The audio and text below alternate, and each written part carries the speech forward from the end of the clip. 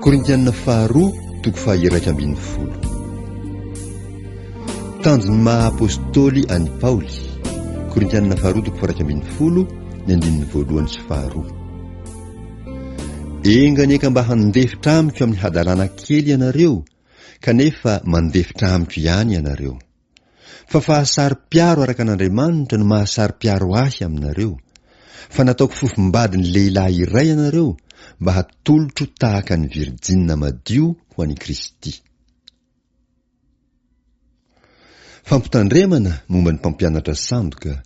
Korintianina faharoa toko faha 1 ny andininy fahatelo hatramin'ny faha 5.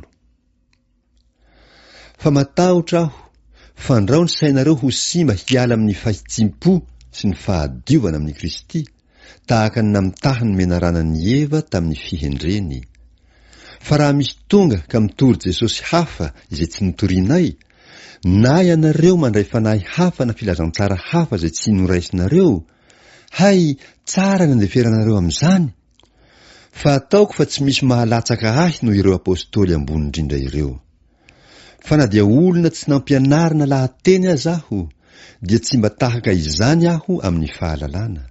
Fa tamin'ny zavatra rehetra dia efa nasehonay marimarina tamin'ny olona rehetra izany hahasoanareo. Diso va aho raha nanetry tena mba hisandratanareo ka nitory maimaim-poana ny filazantsaran'Andriamanitra taminareo? Namabo ny fiangonana sasany aho ka nandray karama hanimpoko anareo. Fa raha nitoetra teo aminareo aho ka tsy nanana, dia tsy mba nahavaky tratra olona aho. Fa raha vao tonga avy tany Makedonia ny rahalahy, dia nomeny ahy izay nilaiko. Ary tamin'ny zavatra rehetra dia nitandrina tsara izay tsy hahavaky tratra anareo aho, sady mbola hitandrina izany ihany. Raha ato anatiko koa ny fahamarinan'i Kristy, dia tsy isy hahafoana izany reharehako izany any amin'ny tany Akaia. Nahoana? Satria tsy tiako va ianareo? Andriamanitra no mahalala. Fa izay ataoko no mbola hataoko ihany, mba hampitsaharako ny famelezan'izay mitady hamely, mba ho hita fa tahaka anay ihany izy amin'izay ireharehany. Fa apôstôly sandoka izy ireny, mpiasa mamitaka, ka dia mampiova ny endriny ho tahaka ny apôstôlin'i Kristy. Ary tsy mahagaga izany, fa Satana aza mampiova ny endriny ho tahaka ny anjeliny mazava.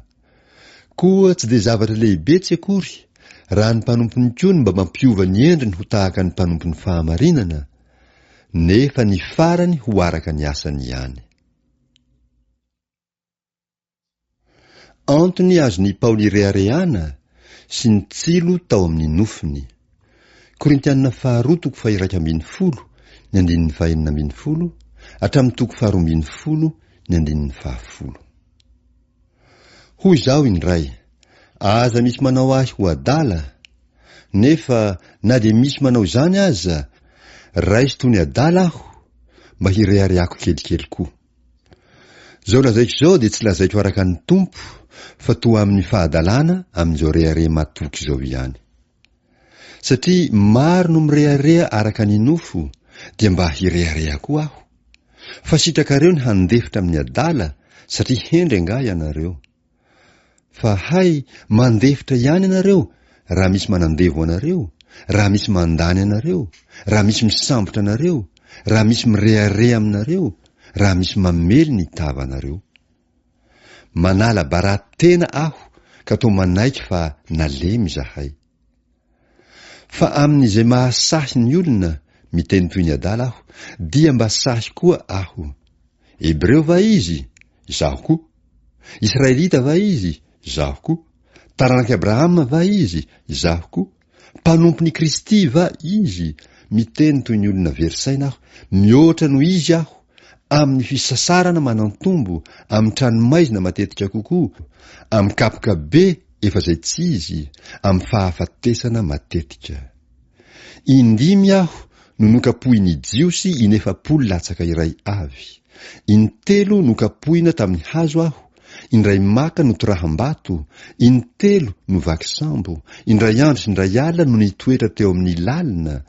Nandeha matetika aho, saiki nahita loza tamin'ny ony, saiki nahita loza tamin'ny jiolahy, saika nahita loza tamin'ny tompo-tany namako, saika nahita loza tamin'ny jentilisa, saika nahita loza tao amin'ny tanàna aho, saika nahita loza tany anefitra aho, saika nahita loza tany amin'ny ranomasina aho, saika nahita loza tamin'ny rahalahy sandoka aho, tamin'ny fisasarana sy ny fikelezanaina, tamin'ny tsy fahitan-toro matetika, tamin'ny hanoanana sy ny hetaheta, tamin'ny fifadikanana matetika, tamin'ny hatsika sy ny fitanjahana. Afa-tsy ireo zavatra ivelany dia mbola misy koa izay mahazo ahy isan'andro dia ny fiahiana ny fiangonana rehetra. Iza ny malemy ka tsy malemy aho? Iza ny tafitohina ka tsy mirehitra aho? Raha tsy maintsy mireharea aho dia izay momba ny fahalemeko no hataoko reharea. Andriamanitra, Rain'i Jesosy Tompo, izay isaorana mandrakizay, mahalala fa tsy mandainga aho. Tany Damaskosy ny gouvernoura nitendreny areta mpanjaka dia nampiambina ny tanàna Damaskosy mba hisambotra ahy. Fa avy teo amin'ny varavarakely eo amin'ny manda no nampidinana ahy tamin'ny sobiky, ka dia afa nandositra ny tanany aho.